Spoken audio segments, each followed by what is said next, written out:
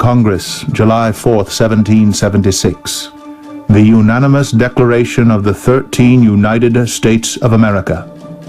When in the course of human events it becomes necessary for one people to dissolve the political bands which have connected them with another,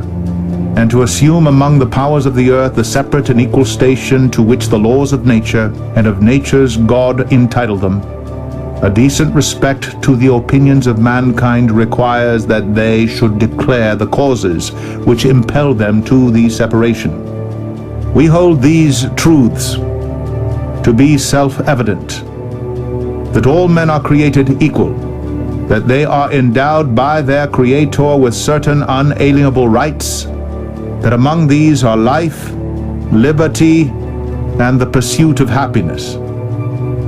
That to secure these rights, governments are instituted among men deriving their just powers from the consent of the governed. That whenever any form of government becomes destructive of these ends, it is the right of the people to alter or to abolish it, and to institute new government, laying its foundation on such principles and organizing its powers in such forms as to them shall seem most likely to affect their safety and happiness. Prudence indeed will dictate that governments long established should not be changed for light and transient causes, and accordingly all experience hath shown that mankind are more disposed to suffer while evils are sufferable than to right themselves by abolishing the forms to which they are accustomed. But when a long train of abuses and usurpations pursuing invariably the same object evinces a design to reduce them under absolute despotism, it is their right, it is their duty to throw off such government and to provide new guards for their future security. Such has been the patient sufferance of these colonies, and such is now the necessity which constrains them to alter their former systems of government.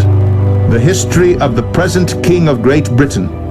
is a history of repeated injuries and usurpations, all having in direct object the establishment of an absolute tyranny over these states. To prove this, let facts be submitted to a candid world. He has refused his assent to laws, the most wholesome and necessary for the public good. He has forbidden his governors to pass laws of immediate and pressing importance, unless suspended in their operation till his assent should be obtained, and when so suspended, he has utterly neglected to attend to them. He has refused to pass other laws for the accommodation of large districts of people, unless those people would relinquish the right of representation in the legislature, a right inestimable to them and formidable to tyrants only. He has called together legislative bodies at places unusual, uncomfortable, and distant from the depository of their public records for the sole purpose of fatiguing them into compliance with his measures. He has dissolved representative houses repeatedly for opposing with manly firmness his invasions on the rights of the people. He has refused for a long time after such dissolutions to cause others to be elected, whereby the legislative powers, incapable of annihilation, have returned to the people at large for their exercise, the state remaining in the meantime exposed to all the dangers of invasion from without and convulsions within. He has endeavored to prevent the population of these states, for that purpose obstructing the laws of naturalization of foreigners, refusing to pass others to encourage their migrations hither, and raising the conditions of new appropriations of lands. He has obstructed the administration of justice by refusing his assent to laws for establishing judiciary powers. He has made judges dependent on his will alone for the tenure of their offices and the amount and payment of their salaries. He has erected a multitude of new offices and sent hither swarms of officers to harass our people and eat out their substance. He has kept among us in times of peace standing armies without the consent of our legislatures. He has affected to render the military independent of and superior to the civil power. He has combined with others to subject us to a jurisdiction foreign to our Constitution and unacknowledged by our laws, giving his assent to their acts of pretended legislation, for quartering large bodies of armed troops among us, for protecting them by a mock trial, from punishment for any murders which they should commit on the inhabitants of these states, for cutting off our trade with all parts of the world, for imposing taxes on us without our consent, for depriving us in many cases of the benefits of trial by jury, for transporting us beyond seas to be tried for pretended offenses, for abolishing the free system of English laws in a neighboring province, establishing therein an arbitrary government,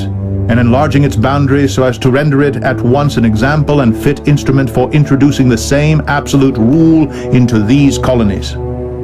for taking away our charters, abolishing our most valuable laws, and altering fundamentally the forms of our governments, for suspending our own legislators and declaring themselves invested with power to legislate for us in all cases whatsoever. He has abdicated government here by declaring us out of his protection and waging war against us.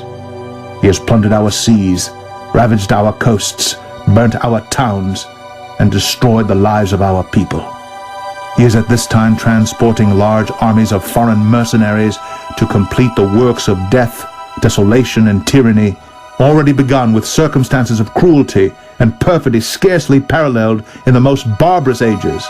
and totally unworthy the head of a civilized nation. He has constrained our fellow citizens taken captive on the high seas to bear arms against their country, to become the executioners of their friends and brethren, or to fall themselves by their hands. He has excited domestic insurrections among us, and has endeavored to bring on the inhabitants of our frontiers,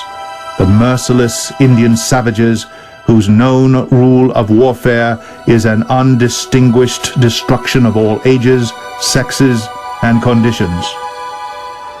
In every stage of these oppressions, we have petitioned for redress in the most humble terms. Our repeated petitions have been answered only by repeated injury. A prince, whose character is thus marked by every act which may define a tyrant, is unfit to be the ruler of a free people. Nor have we been wanting in attention to our British brethren. We have warned them from time to time of attempts by their legislature to extend an unwarrantable jurisdiction over us. We have reminded them of the circumstances of our emigration and settlement here. We have appealed to their native justice and magnanimity, and we have conjured them by the ties of our common kindred to disavow these usurpations, which would inevitably interrupt our connections and correspondence. They too have been deaf to the voice of justice and of consanguinity. We must, therefore, acquiesce in the necessity which denounces our separation and hold them, as we hold the rest of mankind, enemies in war, in peace friends. We, therefore, the representatives of the United States of America, in General Congress, assembled, appealing to the Supreme Judge of the world for the rectitude of our intentions, do, in the name and by the authority of the good people of these colonies, solemnly publish and declare that these united colonies are and of right ought to be free and independent states, that they are absolved from all allegiance to the British Crown, and that all political connection between them and the state of Great Britain is and ought to be totally dissolved, and that as free and independent states they have full power to levy war, conclude peace, contract alliances, establish commerce, and to do all other acts and things which independent states may of right do. And for the support of this declaration, with a firm reliance on the protection of divine providence, we mutually pledge to each other our lives, our fortunes, and our sacred honor.